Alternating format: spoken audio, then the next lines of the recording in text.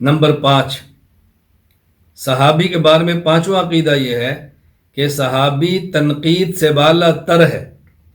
ہر صحابی تنقید سے بالا تر ہے۔ انبیاء علیہ السلام کے بعد صحابہ کرام پر بھی تنقید کا کسی کو حق حاصل نہیں۔ لوگ کہتے ہیں انہوں نے گناہ تو کیا تھا، تنقید کیسے نہ کریں، ہر کسی پہ ہوتی ہے، ان پر کیوں نہیں ہوتی؟ یہ سب جہالت کی باتیں ہیں، اور تنقید کا معنی نہ سمجھنے کی وجہ سے ہوتی ہے۔ اچھی طرح بات ذہن نشین فرما لیں، دنیا میں کسی بھی شخص پر تنقید کی دو وجہوں میں سے ایک وجہ ہو سکتی ہے۔ نمبر 1 عقیدہ اور نظریہ، نمبر 2 عمل۔ یا کسی شخص کا عقیدہ ٹھیک نہ ہو، یا کسی شخص کا عقیدہ ٹھیک ہو لیکن عمل ٹھیک نہ ہو، صحابی پر تنقید نہیں کر سکتے، اس لیے کہ اگر صحابی کا عقیدہ ٹھیک نہ ہو تو وہ صحابی ہوتا ہی نہیں۔ صحابی تب ہوگا جب عقیدہ ٹھیک ہو۔ آپ نے کسی شخص کو صحابی مان لیا تو اس کا معنی کہ آپ نے اس کا صحیح عقیدہ مان لیا ہے، لہذا عقیدے کی بنیاد پر تنقید نہیں ہو سکتی۔ باقی رہا عمل، تو عمل کی بنیاد پر ہم نے صحابی مانا ہی نہیں، لہذا عمل کی بنیاد پر تنقید جائز ہی نہیں۔ صحابیت کے لیے من لقی النبی مؤمنا بہ ومات علی الاسلام، نمبر 1 مومن، نمبر 2 پیغمبر سے ملاقات، نمبر 2 ایمان پر موت، یہ 3 چیزیں ہیں، اس میں عمل کا ذکر ہی نہیں۔ اچھی طرح بات سمجھیں، کسی بھی شخص پر تنقید 2 وجوہ میں سے ایک وجہ کی بنیاد پہ ہوتی ہے۔ نمبر 1 اس کا عقیدہ ٹھیک نہ ہو، نمبر 2 اس کا عمل ٹھیک نہ ہو۔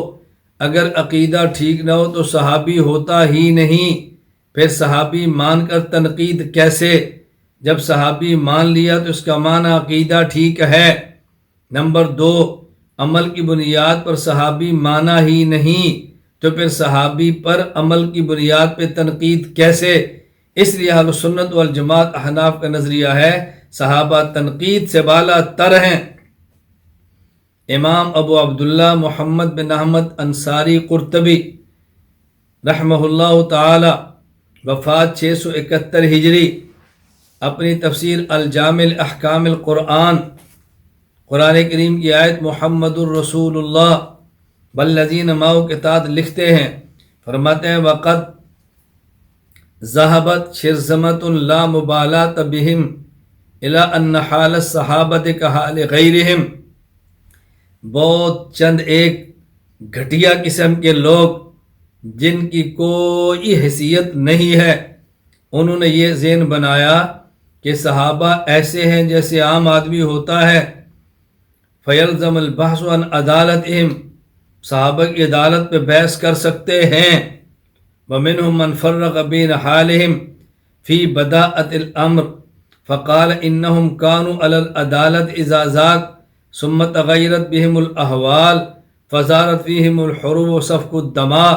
یہ احمق لوگ یہ بات کہتے ہیں کہ صحابہ کرام پہلے عادل تھے، بعد میں ان میں لڑائیاں اور جنگیں ہوئیں، خون بہایا گیا تو عدالت ختم ہو گئی۔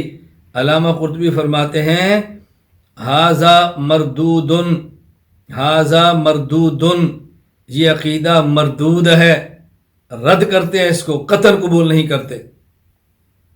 صحابی پہلے دن عادل، صحابی موت کے وقت بھی عادل، ہمیشہ سے عادل ہے، صحابی پر تنقید کی کوئی گنجائش نہیں۔